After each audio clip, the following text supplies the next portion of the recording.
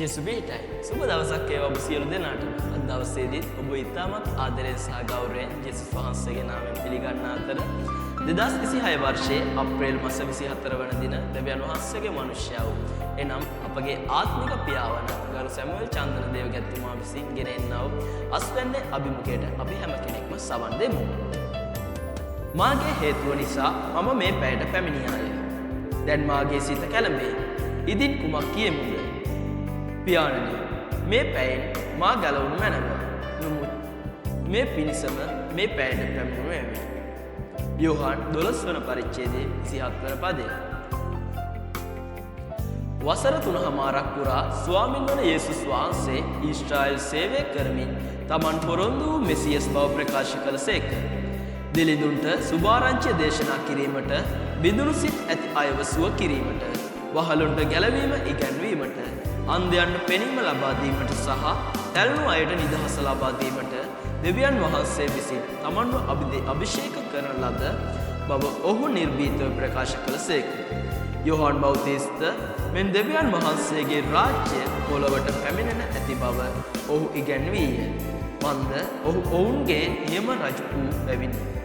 නමුත් බොහෝ අවස්ථාවලදී ඔහු තම ආනුගාමිකයන්ට දැනුම් දුන්නේ මාගේ කාලය තව පැමිණ නැත යනුවෙනි.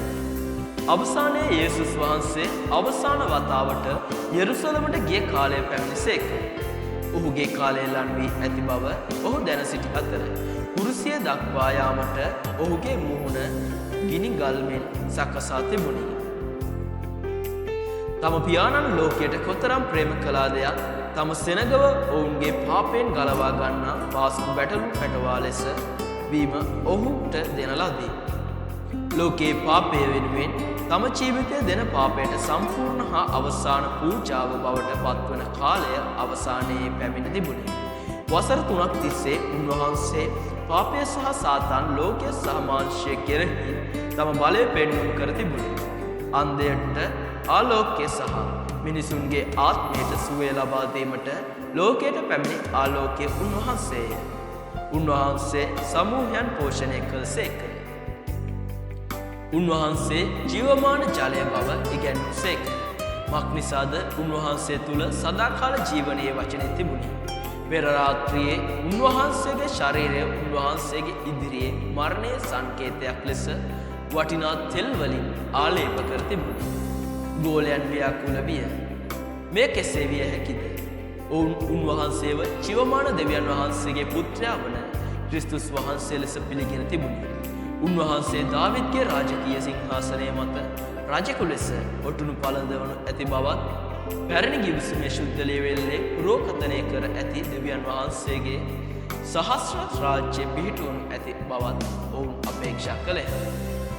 ඇදහිල්ලේ ප්‍රකාශනය මා කීවයින් පසු ඔබත් පවසන්න. ස්වර්ගීය පියාණනි, ඔබගේ විශ්ව ජනක මිදීමේ සැලැස්මට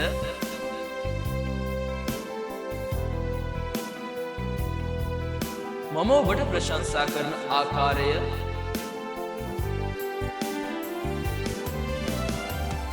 ස්තුති කරන ආකාරය සහ දෙවියන් වහන්සේගේ ශුද්ධ බැටළු පැටවා වෙන යේසුස් වහන්සේ තම ස්වර්ගීය මහිමේ පසකලා මෙම වැටුණු ජාතියට ඉපදී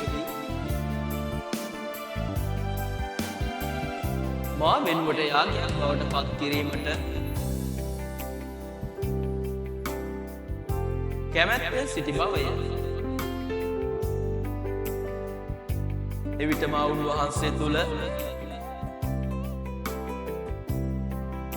දෙවියන් වහන්සේගේ ධර්මිෂ්ඨකම බවට පත්වනු ඇත.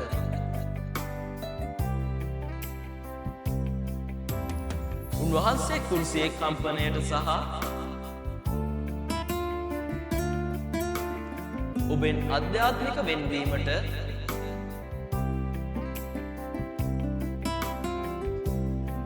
මුහුණ දුන් විට උන්වහන්සේ ඔබගේ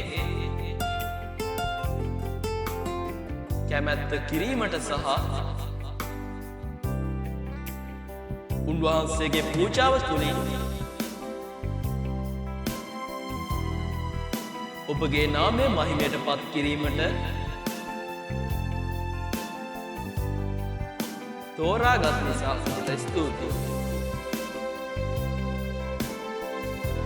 උන්වහන්සේගේ නාමය වෙනුවෙන් උන්වහන්සේගේ ශ්‍රේෂ්ඨ මහිමය සඳහා ජීවමාන පූජාවක් ලෙස මාගේ ජීවිතය දීමට මා සූදානම්ව සහ කැමැත්තෙන් සිටින ලෙස මම යාඥා කරමි. මම යේසුස් වහන්සේගේ නාමයෙන් යාඥා කරමි. ආමේන්. දවසේදීත් මේ දේව වචනය ඔබ සෑම කෙනෙකුගේම ජීවිතවලට ආශිර්වාදයක්ම වේවා. ජේසුස් පිහිටයි.